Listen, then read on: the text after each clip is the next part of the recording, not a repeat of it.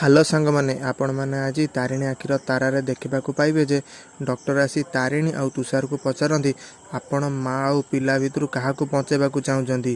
ତାପରେ ତାରିଣୀ ଆଉ ତୁଷାର କହନ୍ତି, ଆପଣ ମାଆକୁ ହିଁ ବଞ୍ଚେଇ ଦିଅନ୍ତୁ। ତାପରେ ଡକ୍ଟର ସେଠାରୁ ଚାଲି ଯାଆନ୍ତି। ତାପରେ ଆମେ ଅନ୍ୟପଟେ ଦେଖିବାକୁ ପାଇବା ଯେ ତନ୍ବି ଯନ୍ତ୍ରଣାରେ ଜର୍ଜରିତ ହୋଇ ଖାଲି ଗୋଟେ କଥା କହୁଥାନ୍ତି, ପ୍ଲିଜ୍ ମୋ ପିଲାକୁ ବଞ୍ଚେଇ ଦିଅ, ପ୍ଲିଜ୍ ମୋ ପିଲାକୁ ବଞ୍ଚେଇ ଦିଅ। ତାପରେ ଡକ୍ଟର ଯାଇ ଅନ୍ୟ ଡକ୍ଟରମାନଙ୍କୁ କହନ୍ତି, ଆମକୁ ମାଆକୁ ବଞ୍ଚେଇବାକୁ ପଡ଼ିବ।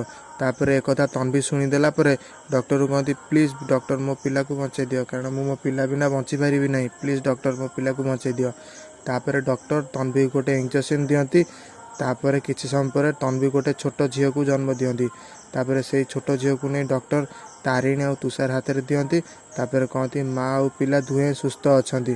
ତାପରେ ତାରିଣୀ ଆଉ ତୁଷାର ଏବଂ ଘରର ଅନ୍ୟ ଲୋକମାନେ ଟିକେ ଆଶ୍ୱସ୍ତି ପାଆନ୍ତି। ତାପରେ ତାରିଣୀ ଆଉ ତୁଷାର ଦୁହେଁ ସେ ଛୋଟ ଝିଅକୁ ନେଇ ତନ୍ବି ପାଖକୁ ଯାଆନ୍ତି। ଆଉ ସେ ଛୋଟ ଝିଅକୁ ତନ୍ବି କୋଳରେ ଦିଅନ୍ତି। ତନ୍ବି ଛୋଟ ଝିଅକୁ ଦେଖି ବହୁତ ଖୁସି ହେଇଯାନ୍ତି ଆଉ ତାକୁ ଗେଲ କରିବାକୁ ଲାଗନ୍ତି।